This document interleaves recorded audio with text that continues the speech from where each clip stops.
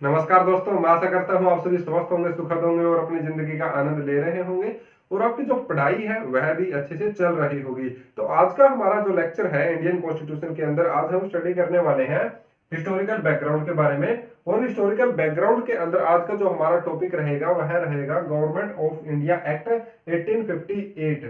ठीक है, इसे क्वीन प्रोक्लेमेशन एक्ट 1858 के नाम से भी जाना जाता है। और क्यों इसे इस नाम से जाना जाता है वह हम इस लेक्चर के लास्ट में स्टडी करने वाले हैं। ठीक है, तो सबसे पहले अगर हम बात करें कि क्यों जरूरत पड़ी इस एक्ट की, जो गवर्नमेंट ऑफ इंडिया एक्ट 1858 है, क्योंकि इससे पहले हमने देखा कि जो चार्टर एक्ट 1833 है, चार्टर एक्ट 1853 है, उनको हर एक 20 साल के बाद अप्लाई किया जा रहा था।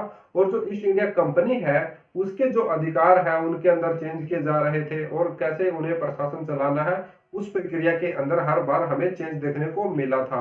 तो अचानक से क्या ऐसी घटना घटी कि जो 1858 का जो यह एक्ट है, गवर्नमेंट ऑफ इंडिया एक्ट है, ब्रिटिश गवर्नमेंट ने इसे पास किया और जो ईस्ट इंडिया कंपनी थी उसको, ईस्ट इंडिया कंपनी को क्या कर दिया गया, खत्म कर दिया गया। ठीक है, ऐसी क्या घटना घटित हुई थी?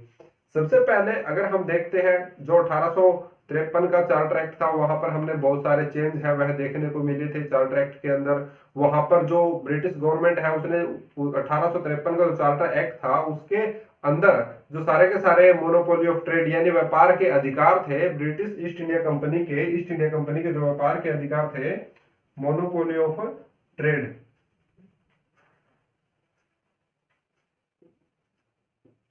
ठीक है, सारे के सारे क्या कर दिए थे, खत्म कर दिए थे। अब इनके पास सिर्फ प्रशासनिक कार्य ही बचा हुआ था। तो अब यहाँ पर 1858 यानी 5 साल के बाद इनको पूरी तरह से ही जो ईस्ट इंडिया कंपनी है ब्रिटिश गवर्नमेंट के द्वारा इंडिया से मिटा दिया गया। और उसका कारण यह हुआ कि हम देखते हैं, हमने स्टडी किया था जो सारे के सारे पीछे एक्ट थे हमारे, वहां पर हम देखते हैं कि जो ईस्ट इंडिया कंपनी है उसका जो व्यवहार था भारतीय लोगों के साथ वह अच्छा नहीं था। वह अपना जो प्रशासन है वह अच्छे से नहीं चला रही थी और उसके बहुत सारे कारण थे। और सबसे मेन रीजन क्या हुआ, 1857 की क्रांति, जिसे 1857 की क्रांति के नाम से भी जाना जाता है। यह बहुत ही फेमस क्रांति थी। अगर आप जैसे 10th क्लास में थे तो उस टाइम आपने अगर हिस्ट्री में थोड़ा ध्यान से पढ़ा होगा तो वहां पर आपने 1857 की क्रांति के बारे में स्टडी जरूर किया होगा। अब हम बात करते हैं 1857 की क्रांति। क्यों यह क्रांति हुई थी, इसका मुख्य कारण क्या था, क्यों हुई थी यह जो क्रांति है, ठीक है, इसके कारण क्या थे और यह भारतीय लोगों के द्वारा एकदम से इतना बड़ा विद्रोह कैसे हुआ हुआ जो ब्रिटिश गवर्नमेंट ने क्या कर दिया, ईस्ट इंडिया कंपनी को ही खत्म कर दिया। तो सबसे पहले अगर हम बात करें 1857 की जो क्रांति है वह किसके खिलाफ हुई थी, ब्रिटिश जो ईस्ट इंडिया कंपनी थी उसके खिलाफ हुई थी। ठीक है, ब्रिटिश ईस्ट इंडिया कंपनी के खिलाफ हुई थी। अब यहाँ पर इनके मुख्य कारण जानते हैं, हम एक एक करके स्टडी करेंगे। सबसे पहले तो हम बात करेंगे कि जो ईस्ट इंडिया कंपनी है उसका प्रशासन चलाने का ढंग है वह कुछ ज्यादा बढ़िया नहीं था। लोग उनसे नाखुश थे, बिल्कुल भी उनको क्या है, खुशी नहीं थी कि ये लोग उनके ऊपर शासन कर रहे हैं। लेकिन इनकी वजह से धीरे धीरे क्या हो गया, जो भारतीय लोग हैं उनके मन में रोष पैदा होने लगा। ठीक है, वो क्रोधित होने लगे इनके जो कार्य करने के तरीके थे उनसे। तो अब यहाँ पर क्या हुआ, सबसे पहले हम बात करते हैं जो लोग क्या थे, ईस्ट इंडिया कंपनी के अधीन थे। ठीक है, अधीन कैसे, जो सैनिक थे भारतीय, जो लोग थे वो इनकी सेना के अंदर भर्ती हुए थे और वहां पर एज ए सैनिक काम करते थे। ठीक है, सबसे पहले तो यह बात होगी, हम उसको बोल सकते हैं सैनिक थे जो लोग, ठीक है, वो ईस्ट इंडिया कंपनी के अंदर कार्यरत थे। अब ये सैनिक क्या करते थे, दाढ़ी रखते थे, तिलक लगाते थे। ठीक है, अब क्या कर दिया गया, इन सैनिकों को तिलक और दाढ़ी लगाने से मना कर दिया गया कि भैया अब आपको तिलक नहीं लगाना है और दाढ़ी नहीं रखनी है। ठीक है, तो इन सिपाहियों को मना कर दिया गया। सबसे पहली चीज तो यह हुई। ठीक है, अब सेकंड क्या हुई, जो ये सैनिक थे इन्हें कहीं ना कहीं, या फिर जो भारतीय लोग थे उन्हें कहीं ना कहीं लगा कि जो ये सैनिक लोग हैं एनफील्ड राइफल यूज करते हैं वह गाय व सुअर के मांस से बनी हुई है और हम क्या है, जो हिंदू लोग हैं वह क्या है, अपने धर्म से बहुत ज्यादा प्रेम करते हैं, अपने धर्म से बहुत ज्यादा लगाव है उनको। तो उनको लगा कि हमारा इन्होंने धर्म भ्रष्ट कर दिया, और उससे वो लोग और भी ज्यादा क्रोधित हो गए थे उस समय पर। ठीक है, आजकल तो इतना नहीं रहा है, सब लोग वेज नॉन वेज खाते रहते हैं, लेकिन उस समय पर बहुत ज्यादा लगाव था अपने धर्म से। और ऐसा माना जाता था कि कोई ऐसे गाय या सुअर का, गाय को तो हम माता ही मानते हैं, तो ऐसे उनका कोई मांस का प्रयोग करता है तो वह हमारे लिए बहुत ही खेदजनक बात है। ठीक है, बहुत ही दुखद की बात है। तो सेकंड चीज यहाँ पर थी एनफील्ड राइफल, जो उनको गाय व सूअर के मांस से बनी हुई दे रहे थे, ऐसा उन्हें शक था। ठीक है, तो अब थर्ड थिंग क्या थी, और इससे रिलेटेड मैं आपको एक किस्सा बताता हूँ। जैसे आपने अगर मंगल पांडे मूवी देखी है, तो आमिर खान की एक मूवी है, उसके अंदर बहुत ज्यादा फेमस सीन था जिसके अंदर उन्हें पता चलता है कि जो उन्हें जो बंदूक उन्हें यूज करने के लिए दी जा रही है, उसके अंदर जो कारतूस होता है जिसे वह मुंह से तोड़ते हैं, डालते हैं उसके अंदर। ठीक है, तो उसे किससे बनाया जा रहा है, गाय के मांस से बनाया जा रहा है। तब वो ज्यादा क्या हो जाते हैं, एग्रेसिव हो जाते हैं, और मंगल पांडे सुसाइड करने की कोशिश करता है, क्योंकि उसे लगता है कि मेरा तो धर्म ही भ्रष्ट हो गया है। तो वह सीन से आप इसे याद रख सकते हो, वह भी एक महत्वपूर्ण कारण था 1857 की क्रांति का। अब यहाँ पर तीसरी चीज क्या है, ईसाई मशीनरी। ईसाई मशीनरी, ईसाई मशीनरी के बारे में हमने लास्ट लेक्चर के अंदर स्टडी किया था।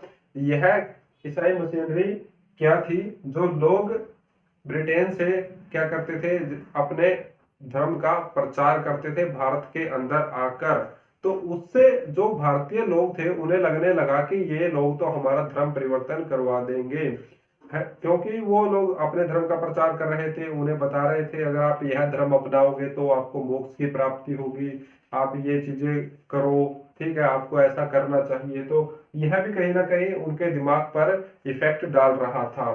ठीक है, अब फोर्थ की हम बात करते हैं, भारतीय सैनिकों को, भारतीय सिपाहियों को समुद्र पार लेके जाना।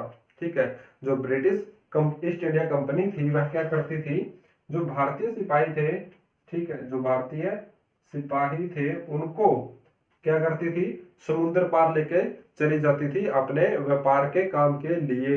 और ऐसा वो तो सिर्फ अपने व्यापार के काम के लिए करते थे, लेकिन जो हिंदू लोग थे उनका यह मानना था कि जो भी व्यक्ति या फिर जो हिंदू समुद्र के पार चला जाता है वह क्या कर लेता है, अपना धर्म भ्रष्ट करवा लेता है, या फिर उसका जो धर्म है वह भ्रष्ट हो जाता है।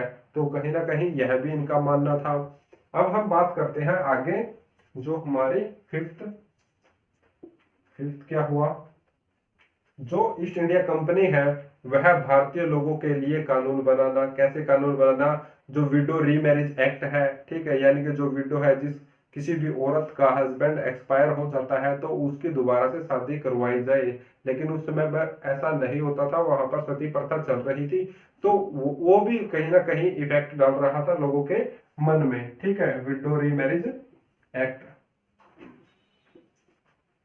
तो इन सब चीजों से क्या था कि जो भारतीय लोग हैं वह कहीं ना कहीं यह सोच रहे थे यह तो हमारे ऊपर जो हमारी संस्कृति है उसको बिल्कुल खत्म कर देंगे। और जो भारतीय लोगों को क्या कर रहे थे, इंग्लिश सिखाना, ठीक है, उनको अपनी भाषा सिखाना, इंग्लिश भी उनको सिखा रहे थे ताकि वह उनके साथ कन्वर्सेशन कर सके।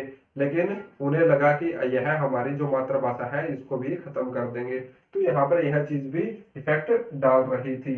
उसके बाद अब हम बात करें कि जो यह क्रांति हुई 1857 की क्रांति भारतीय लोगों के द्वारा की गई, इसका क्या रिजल्ट निकला। तो इसका रिजल्ट यह निकला कि जो यह क्रांति थी वह ब्रिटिश जो गवर्नमेंट थी उसके द्वारा सफलतापूर्वक इसे दबा दिया गया था। ठीक है, लड़ाई दंगे हुए, लेकिन जो ईस्ट इंडिया कंपनी है उसके ऊपर वैसे ज्यादा कोई परेशानी नहीं हुई, इसे क्रांति को दबा दिया गया। इस क्रांति को दबा देने के बाद ब्रिटिश जो गवर्नमेंट थी, ब्रिटिश गवर्नमेंट थी, उसने महसूस किया कि जो ईस्ट इंडिया कंपनी है वह अपना प्रशासन है ढंग से नहीं चला पा रही है, जिसके कारण जो भारत के लोग हैं, जो इंडियन है, वह इनसे खुश नहीं है। और यही कारण था कि जो ब्रिटिश गवर्नमेंट है उसने क्या कर दिया, ईस्ट इंडिया कंपनी को खत्म कर दिया। कैसे खत्म किया, उसके लिए उन्होंने क्या किया, जो 1858 का एक्ट है, अगस्त में, अगस्त 1858 का यह एक्ट है बनाया, और 1 नवंबर, कब, 1 नवंबर 1858 को इस एक्ट को लागू कर दिया। ठीक है, तो इस एक्ट के द्वारा ब्रिटिश ईस्ट इंडिया कंपनी, यानी ईस्ट इंडिया कंपनी जिसे हम बोलते हैं, जो 1600 के अंदर बनी थी, उसका यहाँ पर क्या हो गया, दी एंड हो गया। क्या हो गया इसका, दी एंड हो गया। क्यों दी एंड हुआ, क्योंकि 1857 की क्रांति ने इसे चकनाचूर कर दिया और इनके खिलाफ हुए लोग भारतीय, तब यहाँ पर यह ब्रिटिश गवर्नमेंट के द्वारा ईस्ट इंडिया कंपनी को खत्म कर दिया गया, और पूरी की पूरी जो सत्ता है, अधिकार है, वह अपने अंडर ले लिया गया ब्रिटिश गवर्नमेंट के द्वारा। ठीक है, अब यहाँ पर चलो अधिकार तो आ गया ब्रिटिश गवर्नमेंट के अंडर में। अब जो शासन है उसे तो चलाना जरूरी था। अब उस शासन को कैसे चलाया जाए, यह भी ब्रिटिश गवर्नमेंट को देखना था, उसके लिए एक प्रोसीजर की जरूरत थी। अब वह प्रोसीजर क्या होगा उसके बारे में हम डिस्कस करेंगे, और कैसे वह प्रोसीजर बनाया और कौन सी पोस्ट किसको दी गई, उन चीजों के बारे में हम डिस्कस करेंगे। और वहां पर आपको देखना है कि किस व्यक्ति को कब बनाया गया था। जैसे गवर्नर जनरल ऑफ इंडिया के बारे में हमने लास्ट लेक्चर के अंदर स्टडी किया था कि किसे गवर्नर जनरल ऑफ इंडिया बनाया गया था। ठीक है, सबसे पहले गवर्नर जनरल ऑफ इंडिया कौन बने थे, उन सब चीजों के बारे में हम लास्ट लेक्चर के अंदर डिस्कस कर चुके हैं ऑलरेडी। अगर आपने वह लेक्चर अभी तक नहीं देखे हैं तो वह देख लीजिए, जिससे आपके जो बेसिक कॉन्सेप्ट है वह भी क्लियर हो जाए और आपको समझ में आ जाए, क्योंकि ये टॉपिक एक दूसरे से रिलेट करके चलते हैं। हिस्ट्री है वह धीरे धीरे आपको समझ में आती है। सबसे पहले वाली चीज आपको पढ़नी पड़ती है, अगर आप वह नहीं स्टडी करते हैं तो आपको आगे वाली चीज समझ में नहीं आएगी। ठीक है, क्योंकि आपको पता होना चाहिए कि ये प्रोसीजर चल कहां से रहा है। अब हम बात करते हैं, जो ब्रिटिश गवर्नमेंट है उसने 1858 का एक्ट तो बना दिया। अब यहाँ पर जो अपने प्रशासन को चलाने के लिए, यानी वहां पर अपना अधिकार को नियंत्रण रखने के लिए उसे एक पूरे प्रोसीजर की जरूरत थी। तो सबसे पहले हम बात करते हैं, इन्होंने क्या कर दिया, एक secretary of state, secretary of state को नियुक्त किया गया। ठीक है, सबसे पहले सेक्रेटरी ऑफ स्टेट कौन थे, लॉर्ड स्टैनली। सबसे पहले सेक्रेटरी ऑफ स्टेट थे लॉर्ड स्टैनली।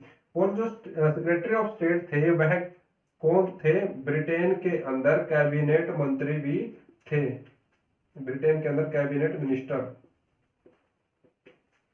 ठीक है, तो इन्हें क्या कर दिया गया, सेक्रेटरी ऑफ स्टेट बना दिया गया भारत का। ठीक है, अब ये ब्रिटेन के अंदर रह के भारत की जो प्रशासन व्यवस्था है उसको चलाते थे, और अब वहां से भारत की प्रशासन व्यवस्था को चलाना बहुत ही कठिन काम था।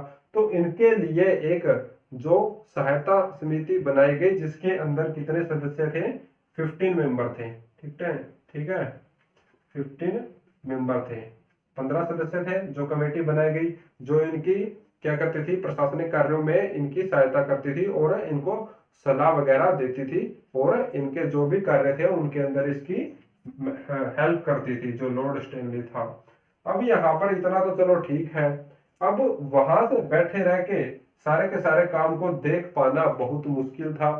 तो इसलिए भारत के अंदर एक नए पद की नियुक्ति की गई, जिसे बोला गया वाइसराय। क्या बोला गया, वाइसरॉय। ठीक है, जिसे क्या बोला गया, वाइसरॉय बोला गया। और सबसे पहले वाइसरॉय कौन थे, लॉर्ड कैनिंग,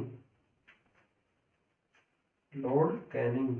ठीक है, आपको डिफरेंस याद रखना है, लॉर्ड कैनिंग तो वाइसराय थे, और लॉर्ड स्टैनली वो क्या थे, सेक्रेटरी ऑफ स्टेट, जिसे कैबिनेट मंत्री ब्रिटेन का बोला जाता है। ठीक है, तो ये चीजें आपको समझ में आ गई होगी। सबसे पहले वाइसराय कौन थे, लॉर्ड कैनिंग, और ये इससे पहले क्या थे, गवर्नर जनरल ऑफ इंडिया। इनका टेन्योर कितना था, इनका टेन्योर आया था, गवर्नर जनरल ऑफ इंडिया।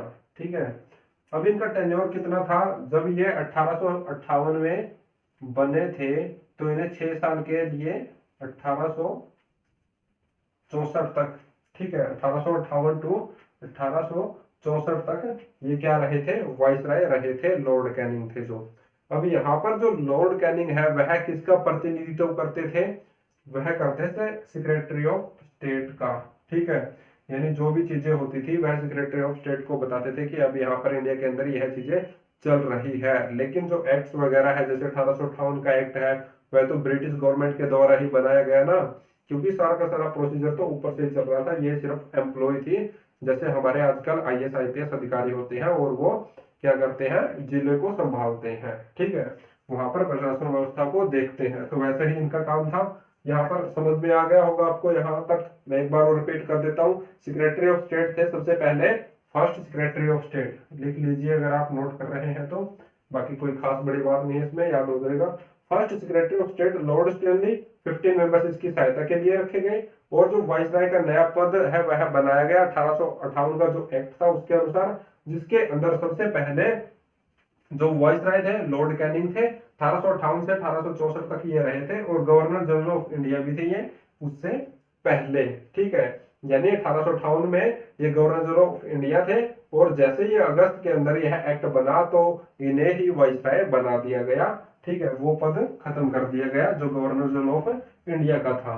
अब हम बात करते हैं आगे कि भारतीय लोगों के मन में अब क्वेश्चन उठने शुरू हो गए थे कि अब ईस्ट इंडिया कंपनी को तो भैया खत्म कर दिया गया है, ठीक है, अब ब्रिटिश गवर्नमेंट आ गई है, अब यह क्या बदलाव करेगी और क्या क्या नियम है जो हमारे ऊपर लागू होंगे, और उन नियमों का हमारे ऊपर क्या प्रभाव पड़ेगा, क्या वह नियम सही होंगे या फिर वह भी जो ब्रिटिश गवर्नमेंट है वह भी ईस्ट इंडिया कंपनी की तरह ही हमारे साथ व्यवहार करेगी। तो उसके बारे में हम जानते हैं, जो प्रोविजंस थे गवर्नमेंट ऑफ इंडिया एक्ट 1858 के, उन प्रोविजंस के बारे में हम जानते हैं। ठीक है, सबसे पहले अगर हम बात करें, अब हम बात करते हैं क्वीन प्रोक्लेमेशन एक्ट 1858 की। तो यहाँ पर जो क्वीन प्रोक्लेमेशन एक्ट 1858 है, इसे क्यों इस नाम से जाना जाता है, जो रानी थी यानी जो क्वीन थी उसके नाम पर इसे रखा गया था। यानी जो लॉर्ड कैनिंग था उसने कहा था कि मैं क्वीन का प्रतिनिधित्व करते हुए इस एक्ट को बताता हूं, यानी उसने बताया था। और वहां पर क्या लगाया गया था, एक इलाहाबाद दरबार लगाया गया था 1 नवंबर को। ठीक है, कब जो एक्ट है वह लागू हुआ था, 1 नवंबर 1858 को एक्ट लागू हुआ था। और उस दिन सभी लोगों के क्वेश्चंस को सोल्व करने के लिए, यानी जो राजा थे, प्रजा थे, जमींदार थे, उन सबको बुलाया बुलाया गया था, कहां पर,